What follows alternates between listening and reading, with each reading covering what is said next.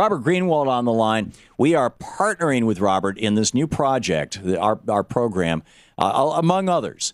And so Robert will be joining us often for updates on who are the 1%. Robert, welcome to the program. Welcome back to the program. Thank you, Tom, and it's great to be partnering with you and all of your incredible listeners and activists and viewers. Thank you. And let me just put a couple of URLs out here. First of all, you are the producer, director, political activist, and founder and president of Brave New Films, bravenewfoundation.org. But this is who are, as A-R-E, who are the 1%.com is the website for this particular action that we're collaborating, or that you're working on and I'm trying to support. And tell us, who are the 1% and what are you doing with this? Well, what we all, of course, Tom, and you've been talking about it in wonderful fashion, we've all been inspired and encouraged by the Occupy folks. So a lot of the time that we at the Brave New Foundation, we try to think about how can we be helpful, what's not being done.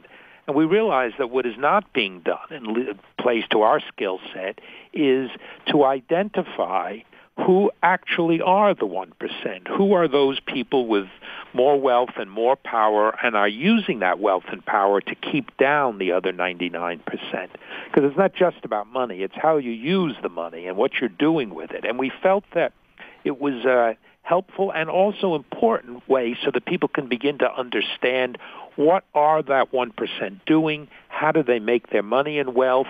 We're going to have a continued voting about what is the dirtiest deed that they've done, and ultimately identify the dirty dozen, if you will. For now, we've been having a great outpouring already this morning with people making suggestions and explaining. Is it the Waltons, or is it the Kochs, or is it the head of the Bank of America? The names are flying in, and sadly, there's a very, as you can imagine, long list to choose from. Right, and then the defense contractors, you've done a piece on that too.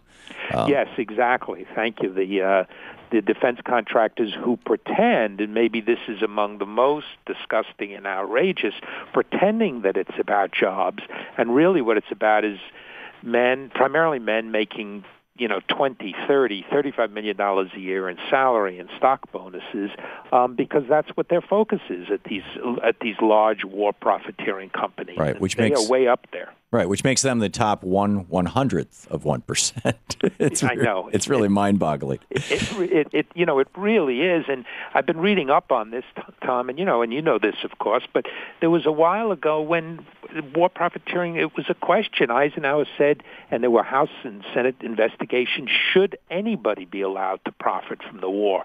Well, not only has that gone, we're now rewarding these profiteers. And we hope and we believe in the 1% campaign, we will call them out. Yeah, and in fact, here's what Franklin Roosevelt had to say about this. Our present emergency and a common sense of decency make it imperative that no new group of war millionaires shall come into being in this nation as a result of the struggles abroad. The American people will not relish the idea of any American citizen growing rich and fat in an emergency of blood and slaughter and human suffering.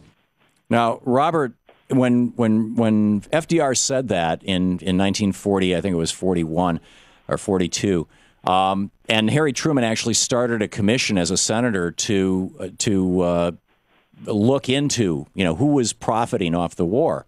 There was a broad American consensus that, yes, we don't want war millionaires.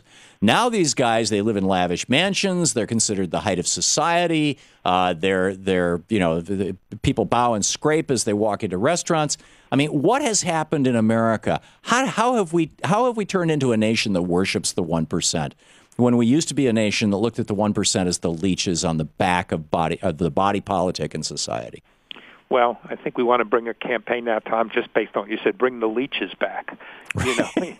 Or stop the... Actually, I'm viewing them as... Stop the leeches. Well, I think that we've been propagandized, pure and simple. The 1% have spent an enormous amount of time, energy, and money and convincing us in a multitude of ways that they are indeed have our self-interest, which, of course, they don't. And again, the war profiteers being just an obvious, outrageous example, as people and men and women are being sent off to die, and people in all kinds of countries are dying. These people are profiting at obscene levels and are trying to convince us the only thing they care about is more security. We saw it with the bankers. We see it with Wall Street. And they are using the media. They are using their position in society, and they're playing on people's some level of envy to try to convince us that these are the idols. But that's, I think, what we all have such a wonderful reason to thank the Occupy folks for helping change the conversation and putting a spotlight on these folks. And that's what we're trying to do with the help of you and your partnership on the Who Are the 1%. So people really start to think, wait a minute, who are they? How are they screwing me? What are they doing with their money? And this is how the system works. Right. WhoAreThe1%.com is the website. We're talking with Robert Greenwald, the producer, director, political activist. Robert, I'm old enough to remember, probably shouldn't admit this on the radio, but I'm old enough to remember when Jimmy Carter was inaugurated and he walked to the White House for his inauguration. And it was a very low-key event, and you know, wealth was not celebrated. And throughout his presidency, not only was wealth not celebrated, but thrift and frugality were promoted. You know, turn down your thermostat, wear sweaters, things like that. Reagan came into office and took the limousine to his inauguration balls. I remember the headlines in the newspaper, wherever I was living at the time, saying words to the effect of glitz, glamour, wealth are back in fashion with the Reagan administration. And, you know, within a year or two, we had movies, you know, like Wall Street saying greed is good. And you had Reagan suspending the Sherman Antitrust Act. So the mergers and acquisition mania began, dropping the top tax rate from 74% down to 28% of millionaires and billionaires. And it seems like that was the turning point in America, when we stopped viewing the rich as leeches and started viewing them as kings. And it seems like there's a turning back now with the WhoAreThe1%.com, with the work that you're doing. But would you identify that timeline, or do you see something different in the minute we have left here? No, I agree with you. I think that was the timeline, and it's also a strong argument, Tom, about the way that narratives work. You know, it wasn't that a law was passed saying the rich are kings. It was that the narrative became to accept them that way. And that's one of the reasons that the Occupy people on the ground and the social media is so important. You know, I'm using my Twitter account like crazy to help get these ideas out. And, of course, Facebook has been incredible for Occupy. We're also using it for Who Are the 1%. And, you know, and I know you've been using them actively because it's on the ground and online. And the two together, I think, give us the ability to begin to fight back on the kings and the lords and the 1%. Yeah, and to change the narrative. Exactly, which is what we all can do. And, you know, there was some criticism, well, the Occupy people don't have a 10-point plan. Nonsense. Look what they've done in such a short period of time. More than when we had the House, the Senate, and the presidency for Democrats. Yeah, absolutely. And may it continue. Robert Greenwald, the website, spelled out, O-N-E, WhoAreThe1%.com. Check it out right now. It's fabulous. Robert, thank you so much for being with us today for the great work. And thank you, partner.